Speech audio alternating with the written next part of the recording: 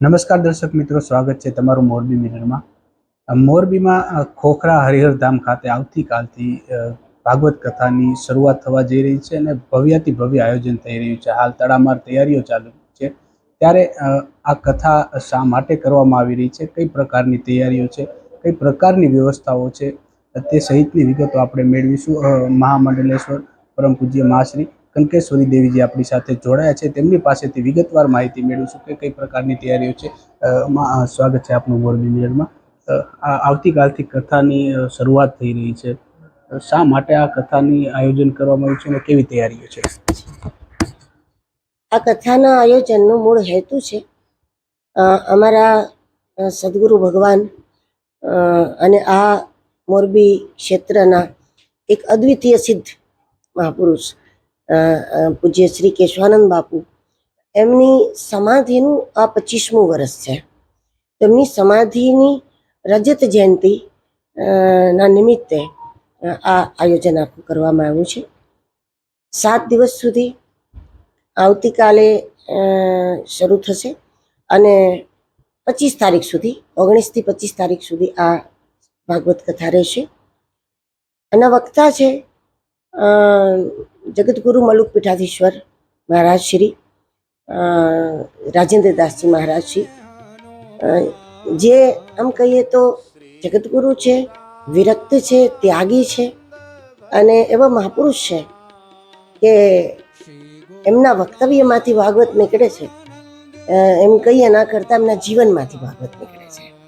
તો એવા મહાપુરુષ છે જે અહીંયા 7 દિવસ સુધી બિરાજશે અને હજારો લોકો અને ખાસ કરીને હજારો સંતો, જગતગુરુ શંકરાચાર્યજી મહારાજથી લઈને અનેક સંતો દેશભરમાંથી આ કથામાં પધારશે અને આપણા વિસ્તારના અને ગુજરાતભરમાંથી, દેશભરમાંથી પણ ઘણા બધા શ્રોતાઓ અહીંયા, હજારોની સંખ્યામાં શ્રોતાઓ અહીંયા ઉપસ્થિત રહેશે. બીજું કે જે આ કથા છે તેમાં ખાસ એક દ્વારકા લીલા માટે પ્રસંગ જે બોલવાના છે, શું એનું કારણ છે? કેમ દ્વારકા લીલા માટે, શા માટે આ કથા મુખ્ય રૂપે ભગવાન શ્રી કૃષ્ણની દ્વારિકા લીલા ઉપર કથા થાય એવી વિનંતી મેં જ કરી હતી મહારાજશ્રીને. કારણ કે આપણે સૌ જાણીએ છીએ એ પ્રમાણે ભગવાન 11 વર્ષ ને 52 દિવસ સુધી વૃંદાવનમાં ભગવાન કૃષ્ણનો વાસ થયો અને ભગવાન બાલકૃષ્ણની લીલાઓનો આખા દેશ દુનિયામાં ખૂબ પ્રચાર છે. ત્યાર પછી ભગવાન મથુરામાં રહ્યા, પણ 100 વર્ષ, છેલ્લા 100 વર્ષ ભગવાન શ્રી કૃષ્ણની લીલા દ્વારિકામાં રહી છે. એટલે 100 વર્ષમાં કેટલી બધી લીલાઓ થઈ હોય ભગવાનની. અને આપણે સૌ ગુજરાતીઓ છીએ અને ભગવાન શ્રી કૃષ્ણ અંતે ગુજરાતમાં જ આવીને પૂરું જીવન એમને ગુજરાતમાં જ વિતાવ્યું છે. તો આપણે તો દ્વારકાધીશની છત્રછાયામાં છે એ બધા. એટલે મને એ ખૂબ ઈચ્છા હતી કે આ દ્વારિકામાં ભગવાને જે લીલા કરી એમના રહસ્યોનું ઉદ્ઘાટન થવું જોઈએ અને આપણા સૌ ગુજરાતી લોકોને એનો વિશેષ પરિચય પ્રાપ્ત થાય લીલાઓનો. મહારાજશ્રી એવા અદ્વિતીય વિદ્વાન છે કે એમનું ખૂબ સંશોધન છે, ખૂબ મોટું ચિંતન છે. તો એમની પાસેથી આપણને જે કંઈ પ્રાપ્ત થશે ભગવાન દ્વારકાધીશની લીલાઓ, એ મનગઢત નહીં હોય, એ અધિકૃત વક્તા તરીકે એ વાતને મૂકશે. અને બીજું કે હવે કથાની જો તૈયારી થઈ ગઈ ને લગભગ આમ તો કાયમી આપણે ખોખરા હરિહરધામ ખાતે ભક્તો માટે ભોજન પ્રસાદની તમામ વ્યવસ્થાઓ હોય છે. તો હવે આ કથા માટે કોઈ આવવા જવા માટે કોઈ વ્યવસ્થા કે કઈ પ્રકારની, કેટલા લોકો આ ડોમમાં બેસી શકે, કઈ પ્રકારની વ્યવસ્થાઓ છે? કથા સ્થળમાં લગભગ જે ગ્રાઉન્ડ છે એ જોતા તો લગભગ 35-40 હજાર લોકો તો આરામથી એમાં બેસી શકશે. આવવા જવા માટે પણ બસોની વ્યવસ્થા કરેલી છે. એટલે જે લોકોને જરૂરત હશે એને બસ અહીંયા સુધી લઈ આવશે. કથા પૂરી થશે એટલે એમને મૂકી આવશે અને તમામે તમામ શ્રોતાઓ માટે અથવા તો 24 કલાક જે કોઈ આવી જાય એના માટે અન્નપૂર્ણા પ્રસાદ અહીંયા અખંડ રૂપે ચાલુ રહેશે, જેટલા પણ લોકો આવશે.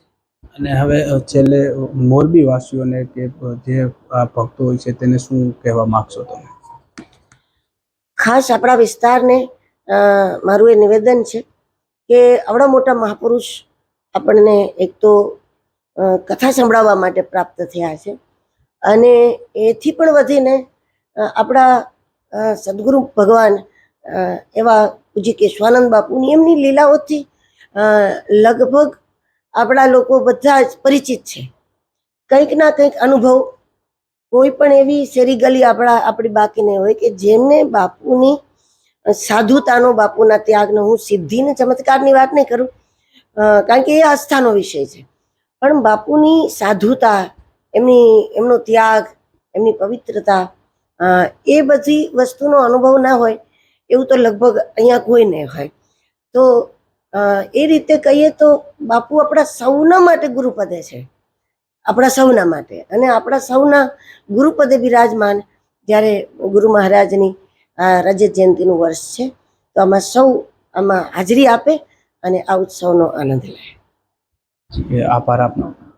મોરબી મિરર આ જે કથા છે, જે સદગુરુ પરમ પૂજ્ય શ્રી કેશવાનંદ બાપુની જે સમાધિના રજત જયંતિ વર્ષ નિમિત્તે યોજાઈ રહી છે, તેનું લાઈવ ટેલિકાસ્ટ પણ કરશે. આપ ઘરે બેઠા પણ આ કથાને તમામ દિવસોમાં નિહાળી શકશો, અને જો અહીંયા પણ આવો તો પણ જે ખોખરા હનુમાન હરિહર ધામ છે, તેમજ મહામંડલેશ્વર પરમ પૂજ્ય મહાશ્રી કલ્કેશ્વરી દેવીજી દ્વારા તમામ લોકોને આમંત્રણ પાઠવવામાં આવ્યું છે, અને તમામ પ્રકારની ખૂબ સારી વ્યવસ્થા અને હાલ સ્વયંસેવકો તેમજ ભક્તો દ્વારા તડામાર તૈયારીઓ કરવામાં આવી છે, જે પણ આપ દ્રશ્યોમાં જોઈ શકો છો.